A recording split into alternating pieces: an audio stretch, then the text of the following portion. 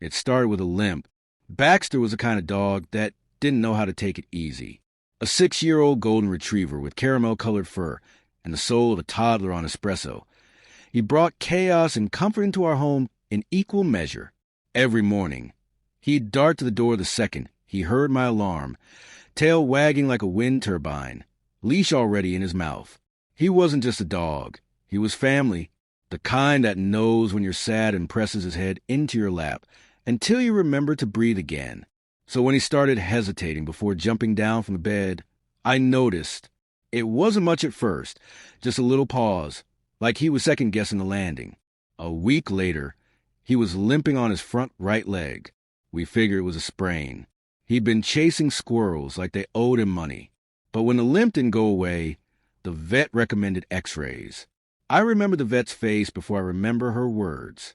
Her smile was kind, but it didn't reach her eyes. She pointed at a cloudy shadow on the scan. "It's likely osteosarcoma," she said. "Bone cancer. Aggressive. Fast-spreading. Cruel." I couldn't speak.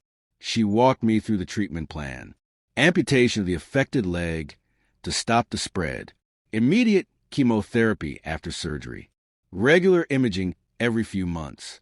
The surgery itself is about $10,000, she said. Chemo could be another $7,000 to $10,000. Maybe more, depending on how he responds. I just nodded. People always say they do anything for their pets. I used to think that meant long walks and belly rubs. Turns out, it meant dipping into savings I was keeping for a down payment on a house. It meant calling my credit card company and asking for an increase I never thought I'd need. It meant looking into pet medical loans and GoFundMe options while holding my shaking dog in the back seat of the car. The amputation was done the following week. I thought I'd be the one comforting Baxter, but the day after surgery, he stood on 3 legs, wobbly but determined, and still tried to follow me to the kitchen. I cried watching him drag his cone through the hallway, like it was business as usual. 2 weeks later, chemo began, $700 per session. We were told he'd need at least 8. Each visit brought a cocktail of hope and dread. Hope that it was working. Dread that I was paying thousands for borrowed time. Side effects hit hard. He stopped eating. His beautiful fur thinned. He lost 10 pounds in a month. I tried cooking him chicken and rice at 3 a.m. I sat beside him on the floor as he trembled through nausea. Every whimper felt like a personal failure. But some days he rallied. He'd hobble to the door, eager for a slow walk. He'd press his head into my lap again, like he was checking on me. The bills piled up faster than the furry shed.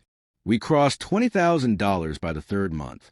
Blood tests, anti-nausea meds, pain management, imaging, after-hours ER visit when his fever spiked. I stopped counting at $26,000. It wasn't about the number anymore.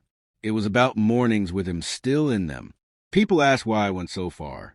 "He's just a dog," someone said once, and I bit my tongue so hard I tasted blood.